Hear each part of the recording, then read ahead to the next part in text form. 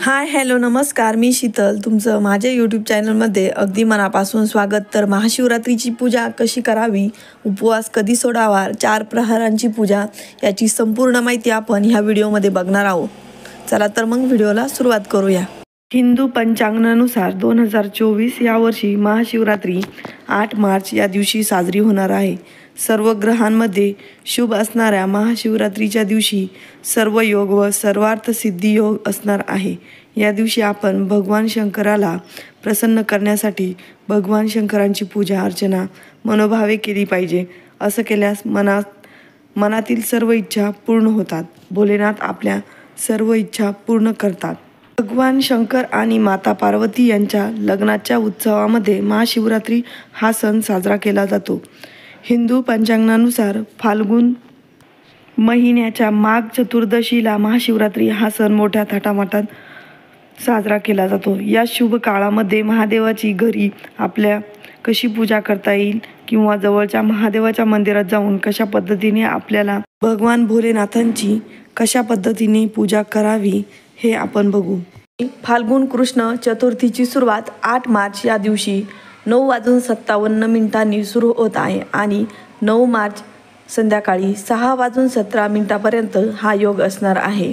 2024 महाशिवरात्रीच्या दिवशी सर्वार्थ सिद्धी योग तयार होत असल्याने सकाळी 6:45 ते 10:41 पर्यंत सर्वार्थ सिद्धी योग असणार आहे. त्याचबरोबर 9 मार्च 2024 रोजी पहाटे 4:45 ते 12:41 या वेळेमध्ये शिवयोग राहणार आहे. 2024 या वर्षाची महाशिवरात्र खूप खास होणार आहे. पंचांगानुसार महाशिवरात्रीचा योग हा ग्रहस्थिती 300 वर्षामध्ये केवळ 1 किंवा 2 वेळा येत असते.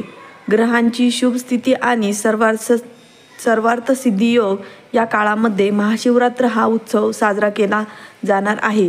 यंदाच्या महाशिवरात्रीला आपण भगवान शंकरांची जी पूजा अर्चना करणार आहोत त्याला प्रसन्न होऊन भगवान शिव आपल्याला लवकरात लवकर आपल्या सर्व मनोकामना पूर्ण करतील. सिद्धियोग अतिशय शुभ मानला जातो. सर्वार्थ सिद्धियोगामध्ये पूजा केल्याने पूजेचे विशेष फळ आपल्याला मिळते अशी मान्यता आहे. सर्वार्थ सिद्धियोग हा धनलाभासाठी आणि कोणतेही कार्य पूर्ण करण्यासाठी विशेष मानला जातो. सर्वार्थ सिद्धियोगामध्ये सुरू केला जाणारा कोणताही व्यवसाय किंवा अपूर्ण राहिलेली कामे पूर्ण होतात.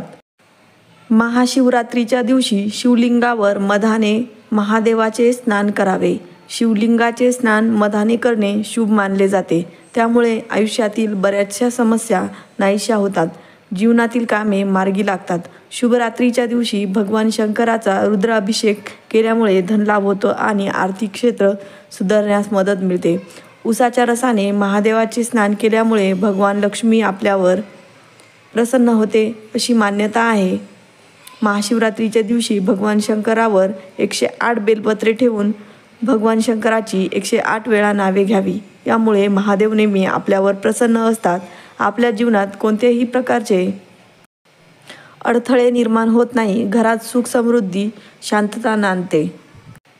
महाशिवरात्रीची पूजा विधी. सर्वप्रथम शिवलिंगाजवळ एक दिवा लावून घ्यावा.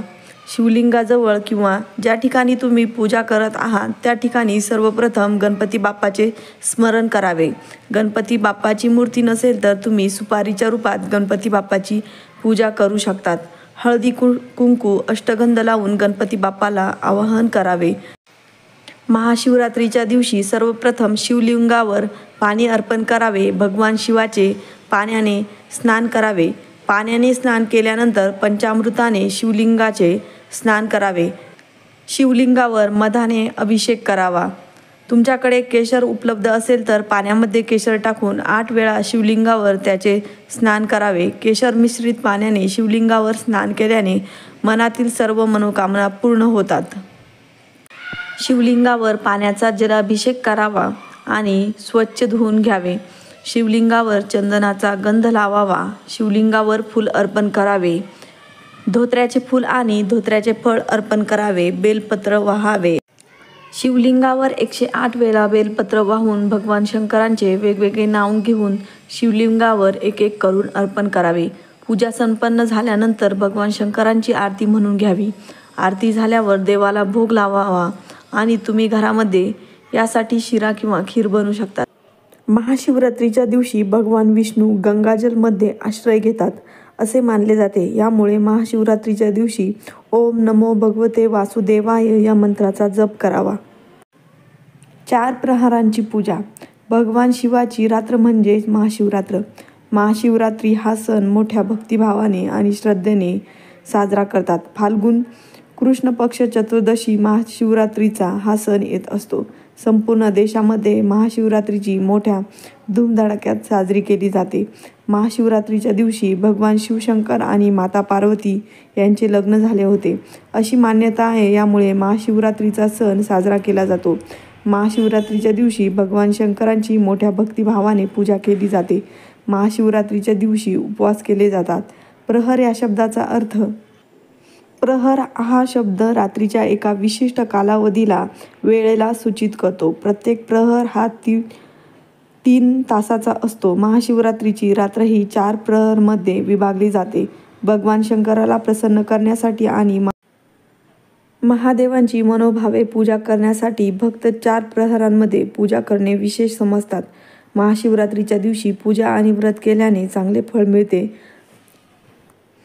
4 प्रहर पूजेचा शुभ मुहूर्त. भगवान शंकरांची पूजा ही प्रदोष काळामध्ये होत असते. यासाठी 4 प्रहराची पूजा असते. याला उदय तिथी बघण्यासाठी गरज नसते आणि म्हणूनच 2024 यावर्षी महाशिवरात्रीची 4 प्रहर पूजा ही 8 मार्च या दिवशी होणार आहे. हिंदू पंचांगानुसार 8 मार्च संध्याकाळी 9:57 महाशिवरात्री सुरू होईल आणि याची सांगता दुसऱ्या दिवशी संध्याकाळी 6:17 समाप्त होईल. पहिला प्रहर मुहूर्त संध्याकाळी 6:25 पासून संध्याकाळी 9:28 पर्यंत असेल. दुसरा प्रहर मुहूर्त रात्री 9:28 पासून तर 12:31 पर्यंत असेल. तिसरा प्रहर 12:31 पासून तर रात्री 3:34 पर्यंत असेल. चौथा प्रहर मुहूर्त रात्री 3:34 पासून सकाळी 6:37 पर्यंत असेल. 4 प्रहरची पूजा करण्यासाठी अनेक गोष्टींची तयारी करावी लागते. यासाठी सर्वप्रथम पूजेची तयारी करावी. ज्या ठिकाणी तुम्ही पूजा मांडणार आहे ती जागा गोमूत्र आणि गुलाबजल टाकून पुसून घ्यावी. त्या जागेवर रांगोळी काढून घ्यावी किंवा फुलांनी सजवावी. पाटावर तुम्ही शिवलिंग अथवा मूर्ती ठेवणार असेल तर ते पाटावर मांडून घ्यावी. पूजेची सामग्री जवळ घेऊन बसावी.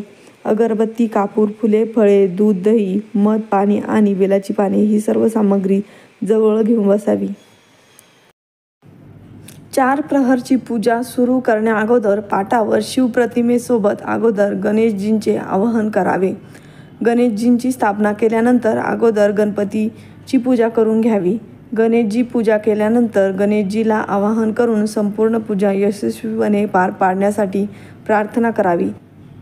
भगवान शिवाची उपासना करावी. शिवमंत्राचा जप करावा. शिवमंत्राचा जप करताना शिवलिंगाला पाणी, दूध, मधाने स्नान करून फुले अर्पण करावी. भगवान शिवाचे पंचामृताने पाण्याने स्नान करून झाल्यानंतर अष्टगंध लावावा. भगवान शिवाला बेलपत्रे आणि बेलफळ अर्पण करावे. भगवान शिवाजवळ अगरबत्ती लावून घ्यावी. आता थोडा वेळ भगवान शिवाचे स्तोत्रमंत्र आणि ध्यान करावे.